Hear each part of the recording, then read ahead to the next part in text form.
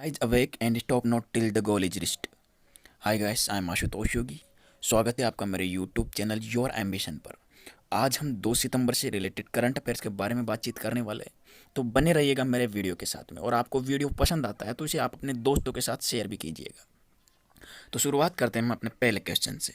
आज का हमारा पहला क्वेश्चन है कि हाल ही में कौन से देश में प्रणब मुखर्जी के सम्मान में एक दिवसीय राष्ट्रीय शोक की घोषणा की है?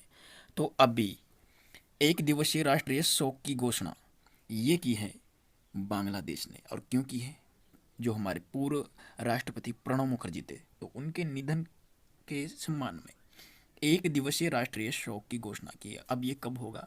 ये 2 सितंबर बुधवार को एक दिवसीय राष्ट्रीय शोक किसने की है? बांग्लादेश ने।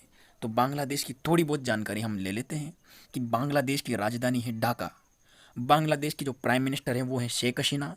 और बांग्लादेश के प्रेसिडेंट हैं अब्दुल हमीद। कौन है? अब्दुल हमीद। उसके अलावा बांग्लादेश से इम्पोर्टेंट बातें ये भी हैं कि गंगा नदी जो है वो बांग्लादेश में जाकर पद्मा पद्मा कहलाती है। यानी कि गंगा नदी का बांग्लादेश में नाम पद्मा नदी है और ब्रह्मपुत्र नदी का बांग्लादेश में नाम जमुना है। ये ध्यान रखना, गंगा को वहाँ पद्मा बोलते हैं और ब्रह्मपुत्र को वहाँ जमुना बोलते हैं। बढ़ते हैं नेक्स्ट क्वेश्चन की ओर।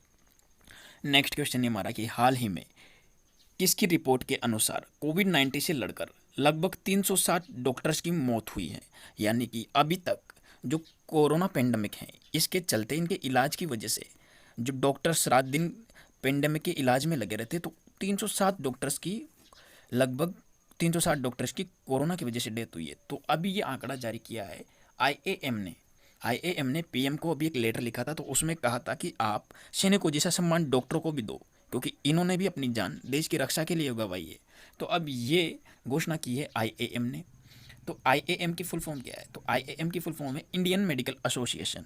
और इसकी स्थापना होती है 1928 में। कब होती है? 1928 में।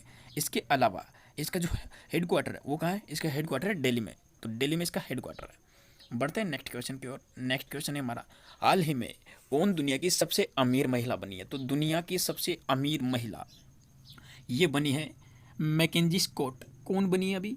मैकेंजी स्कॉट दुनिया की सबसे अमीर महिला है। अब जो फोटो में आप देख पा रहे हैं ये है मैकेंजी स्कॉट। ये दुनिया की सबसे अमीर महिला है। इनसे पहले दुनिया की सबसे अमीर महिला थी फ्रांसुआ बेटनकोट, लेकिन अब जो दुनिया की सबसे अमीर महिला है वो मैकेंजी स्कॉट बन गई है। अभी मैकेंजी स्कॉट जो है ये पहले जो अमेजन कंपनी के मालिक थे जेफ बेजोस, ये उनकी पत्नी थी, लेकिन बाद में इनका तलाक हो गया। और तलाक में जो इनके बीच में समझौता हुआ कि अमेजन कंपनी की 4% हकदार ये रहेंगे। जो मैकेंजी स्कॉट हैं ये अमेजन कंपनी में 4% हकदार है। और जो दुनिया के सबसे अमीर आदमी कौन है अभी? Jeff Bezos. और अभी उन्हीं की तलाकशुदा पत्नी ये दुनिया की सबसे अमीर महिला बनी है। ये जेफ बेजोस की तलाकशुदा पत्नी है। अच्छा, ये जो मेलिंडा गेट्स है ये बिल गेट्स की पत्नी है, इतना याद रखिएगा। बढ़ते हैं नेक्स्ट क्वेश्चन की ओर। नेक्स्ट क्वेश्चन है हमारा कि हाल ही में सीबीडीटी के चेयरमैन प्रमोद चंद्र मोदी का कार्यकाल कितने समय के लिए बढ़ा दिया गया है? तो ये बढ़ा है 6 महीनों के लिए। अभी जो इनका कार्यकाल समाप्त हो गया था, लेकिन वापस इनके कार्यकाल को भी 6 महीनों के लिए बढ़ा दिया गया है। किनका कार्यकाल? प्रमोद चंद्र मोदी का। अब जो सीबीडीटी के ये चेयरमैन है, तो ये सीबीडीटी क्या है? तो सीबीडीटी की फुल फॉर्म है central board of direct taxation. जो टैक्स होते हैं इनकम टैक्स में, उनसे रिलेटेड होता है ये central board of direct taxation. और ये किसके अंडर आता है? यानी कि जो ये कार्यकाल बढ़ाया और प्रमोद चंद्र मोदी को चेयरमैन नियुक्त किया, तो इनकी अपॉइंटमेंट कौन करता है? क्योंकि इनकम टैक्स है। अब इनकम टैक्स किससे रिलेटेड होता है? फाइनेंस से। तो फाइनेंस मिनिस्टर ऑफ इंडिया जो वित्त मंत्री होता है वो इनकी नियुक्ति करता है। तो 6 महीनों के लिए भी इनका कार्यकाल बढ़ा दिया गया है। तो सीबीडीटी के बारे में इतना ध्यान रखना कि इसकी स्थापना 1944 में होती है। 1944। नेक्स्ट क्वेश्चन की ओर हम बढ़ते हैं कि हाल ही में कौन सी सरकार ने शिक्षा क्षेत्र में विशेष योगदान देने हेतु 12 शिक्षकों को सीबीएसई अवार्ड देने की घोषणा की है? अब सीबीएसई अवार्ड ये देने की घोषणा की है अभी दिल्ली सरकार ने। क्यों? क्योंकि उन्होंने शिक्षा के क्षेत्र में बहुत बढ़िया योगदान दिया था, तो उनको अभी 12 शिक्षकों को ये अवार्ड मिलने वाला है, सीबीएसई अवार्ड। अब सीबीएसई की बात आई है तो जरा हम जान लेते हैं कि सीबीएसई की फुल फॉर्म क्या है। हालांकि आप यहाँ देख पा रहे हैं लोगो सीबीएसई का, और इसकी जो ध्येय वाक्य अस्तो मा सदगम है ये भी आप देख पा रहे हैं। तो सीबीएसई की फुल फॉर्म है central board of secondary education. क्या है? Central board of secondary education. और स्थापना कब होती है इसकी? तो सीबीएसई की स्थापना होती है 1962 में। कब होती है? 1962 में सीबीएसई की स्थापना होती है। उसके अलावा इसके चेयरपर्सन कौन है? तो मनोज आहूजा अभी सीबीएसई के चेयरपर्सन है। कौन है? मनोज आहूजा, ये सीबीएसई के अभी चेयरपर्सन है, मनोज आहूजा। और मनोज सिन्हा कौन है? मनोज सिन्हा जम्मू कश्मीर के राज्यपाल है। तो मनोज आहूजा सीबीएसई के चेयरमैन है और मनोज सिन्हा जम्मू कश्मीर के राज्यपाल है। अच्छा, सीबीएसई का हेडक्वार्टर ये है दिल्ली में। और जो ये किसके अंडर काम करती है? तो ये शिक्षा मंत्रालय के अंदर यानी कि मिनिस्ट्री ऑफ एजुकेशन के अंडर काम करती है। और मिनिस्ट्री ऑफ एजुकेशन यानी मिनिस्टर ऑफ एजुकेशन कौन है? हमारे रमेश पोखरियाल। पहले इसका नाम क्या था? पहले इसका नाम एमएचआरडी था और अब इसका नाम मिनिस्ट्री ऑफ एजुकेशन है। अच्छा, जो अभी नई पॉलिसी आई है, नई एजुकेशन पॉलिसी, वो कौन सी एजुकेशन पॉलिसी का स्थान लेगी? तो वो 1986 में जो एजुकेशन पॉलिसी थी उसका स्थान अभी ये नई शिक्षा नीति लेगी। तो इतनी जानकारी हमें यहाँ से मिलती है। हम बढ़ते हैं नेक्स्ट क्वेश्चन की ओर। नेक्स्ट क्वेश्चन ये हमारा कि हाल ही में कब तक के लिए पूर्व राष्ट्रपति प्रणब मुखर्जी के निधन पर राजकीय शोक मनाने की घोषणा की है? तो इनका निधन हुआ था अभी 31 अगस्त को। तो अब राजकीय शोक सप्ताह मनाने की घोषणा की है। तो वो 6 सितंबर तक मनाया जाएगा, यानी कि 7 दिन तक कोई भी राजकीय राजकीय कार्य संपन्न नहीं होगा। तो ये राजकीय शोक अभी मनाया जाएगा 6 सितंबर तक।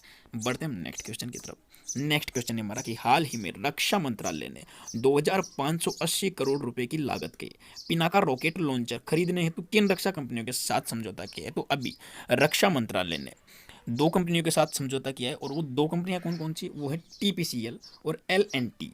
टीपीसीएल की फुल फॉर्म है टाटा पावर लिमिटेड कंपनी और एलएनटी की फुल फॉर्म है लार्सन टोरबो। क्या है? लार्सन एंड टोरबो, ये 2 कंपनियां हैं। तो इनके साथ अभी समझौता किया है रक्षा मंत्रालय ने 2580 करोड़ रुपए की लागत के पिनाका रॉकेट लॉन्चर खरीदने के लिए।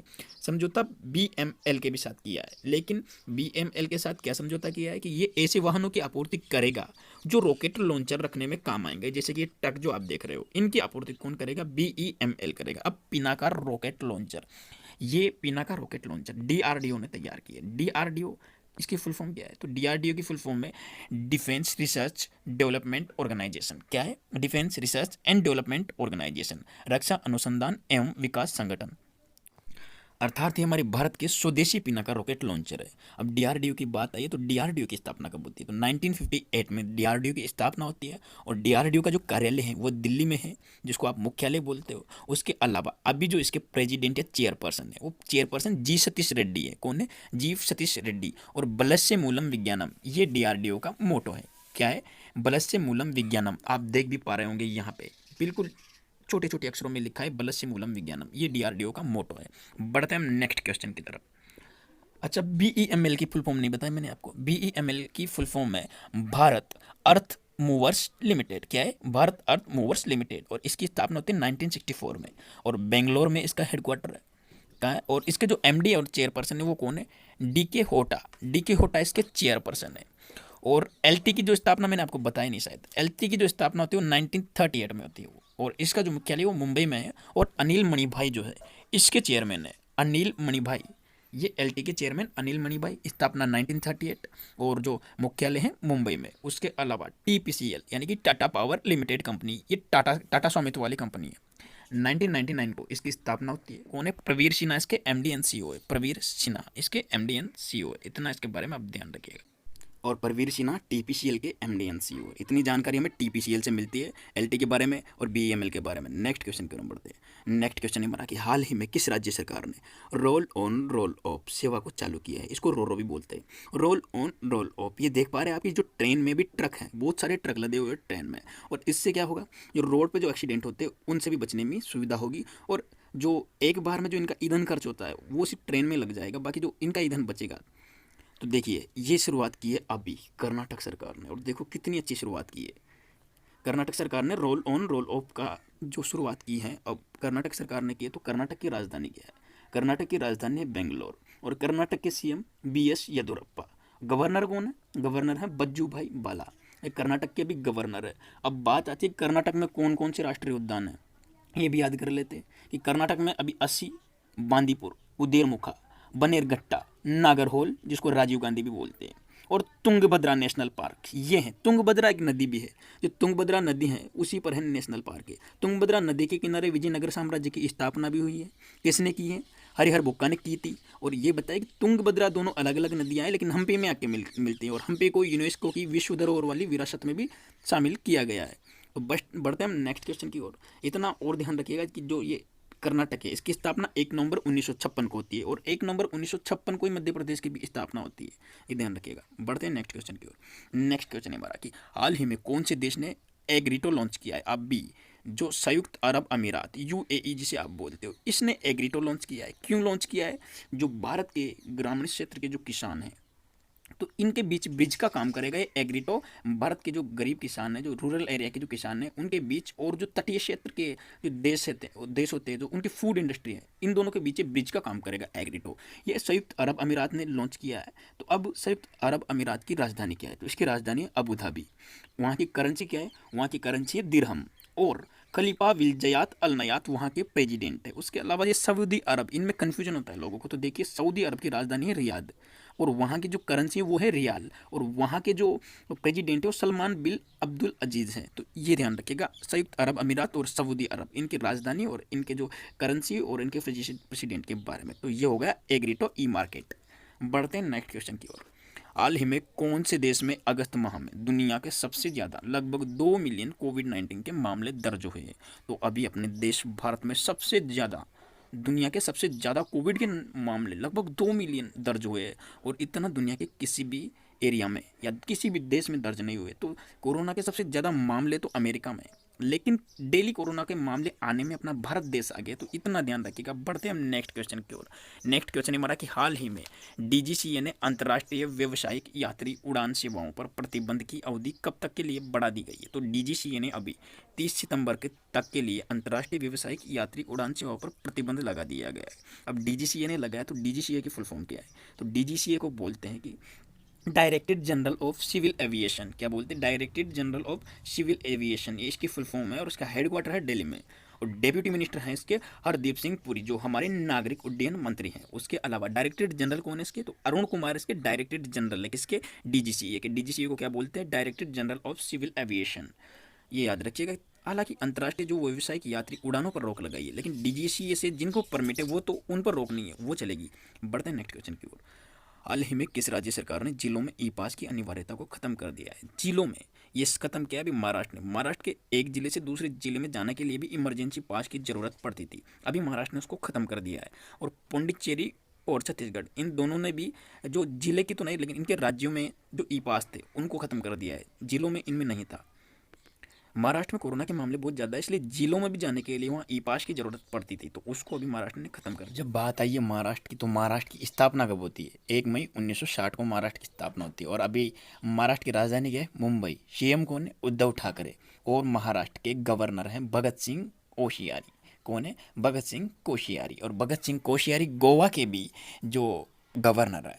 उसके अलावा महाराष्ट्र में कौन कौन सी नेशनल पार्क है? तो चंदोली, नवेगांव, गुगमल, संजय गांधी और पेंच नेशनल पार्क। जो पेंच नेशनल पार्क है ये एमपी और महाराष्ट्र दोनों का कंबाइंड रूप से ये नेशनल पार्क है। और संजय गांधी जो है ये महाराष्ट्र का नेशनल पार्क है और संजय जो है ये एमपी का नेशनल पार्क है, ये याद रखिएगा।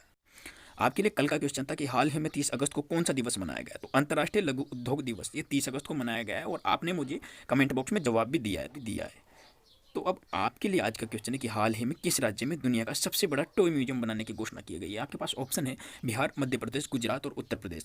आपको मुझे इसका जवाब कमेंट बॉक्स में देना है और आपने अगर मेरा पिछला वीडियो देखा है तो डेफिनेटली आपको इसका आंसर पता होगा, तो मुझे कमेंट में जवाब दीजिएगा और कंप्लीट डिटेल इसके बारे में लिखिएगा। So thank you friends for watching the complete video. I hope you will like it and share to your friends. Thank you.